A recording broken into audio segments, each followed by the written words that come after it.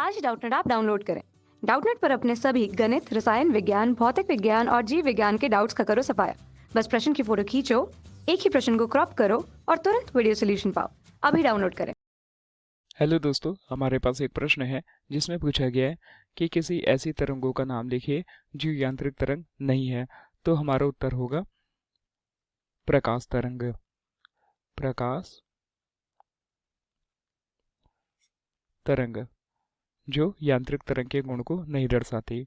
यांत्रिक तरंग का तात्पर्य एक ऐसी तरंग होती है जिन्हें एक स्थान से दूसरे स्थान में जाने के लिए माध्यम की आवश्यकता पड़ती है। यानी कि ये यांत्रिक तरंग के जो कण होते हैं, मान लीजिए ये कोई माध्यम है और इनके जो कण हैं तरंग संचरण की दिशा की, ये तरंग संचरण की दिशा है, तरंग संचरण की दिशा के समांतर होते हैं।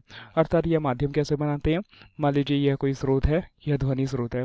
तो यह जब ध्वनि स्रोत इस कण के माध्यम से टकराते हैं तो यह जो कण है आपस में एक दूसरे के पास पास आ जाते हैं और पास पास आने के पश्चात इनके मध्य एक टकराव होती है, यानी कि ये एक दूसरे से टकराते हैं और टकराने के पश्चात इनके मध्य कंपन होता है और कंपन होने के पश्चात यह एक माध्यम बनाते हैं जिससे तरंग एक स्थान से दूसरे स्थान में चलती है।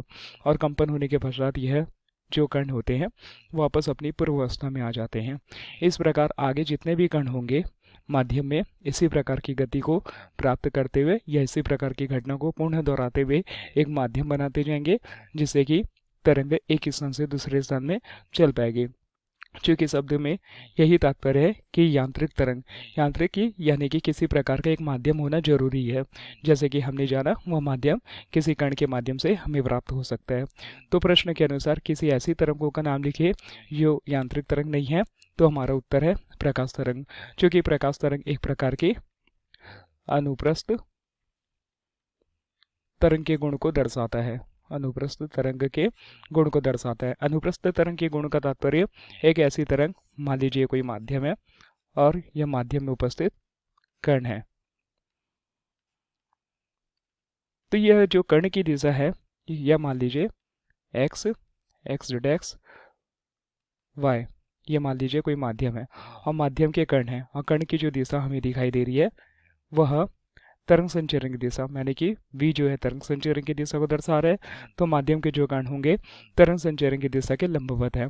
अर्थात यह किसी एक स्थान से यानी कि आपस में एक दूसरे से टकराते नहीं है, केवल एक ही स्थान पर रहकर विस्थापित होते हैं और किसी प्रकार का माध्यम का निर्माण ना करके एक स्थान से दूसरे स्थान में गति कर पाते हैं।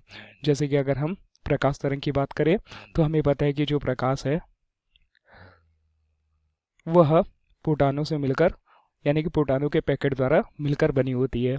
तो जब फोटान बहुत ही तीव्र वेग से गति करता है तो वह अपने साथ साथ दो क्षेत्र उत्पन्न करता है। एक होता है विद्युत क्षेत्र जिसे हम ई से प्रदर्शित करते हैं, दूसरा होता है चुंबकीय क्षेत्र जिसे हम एम से प्रदर्शित करते हैं। यानी कि जब फोटान त्वरित होगा, किसी वेग से गति करेगा तो वह दो क्षेत्र उत्पन्न करेगा। एक होता है विद्युत क्षेत्र, दूसरा होता है चुंबकीय क्षेत्र। ये तीनों एक दूसरे के लंबवत होते हैं और यह तीनों सम्मिलित रूप से एक प्रकाश यानी कि अनुप्रस्थ तरंग का निर्माण करते हैं। अनुप्रस्थ तरंग का निर्माण करते हैं। चूंकि फोटान में किसी प्रकार का कोई द्रव्यमान नहीं होता और ये एक उदासीन कण होते हैं, इस कारण इसे एक स्थान से दूसरे स्थान में जाने के लिए माध्यम की आवश्यकता नहीं पड़ती। तो हमारा उत्तर होगा किसी ऐसी तरंगों का नाम लिखिए जो यांत्रिक तरंग नहीं होती, वह होती है प्रकाश तरंग, क्योंकि यह निर्वात में गति कर पाती है और यह अनुप्रस्थ तरंग के गुण को दर्शाती है। धन्यवाद। कक्षा 6 से 12वीं से लेकर नीट, IIT, JEE वो एडवांस के लेवल तक 1 करोड़ से ज्यादा छात्रों का भरोसा। आज ही डाउनलोड करें डाउटनेट ऐप या व्हाट्सएप करें अपने सारे डाउट्स 8400 400 400 पर।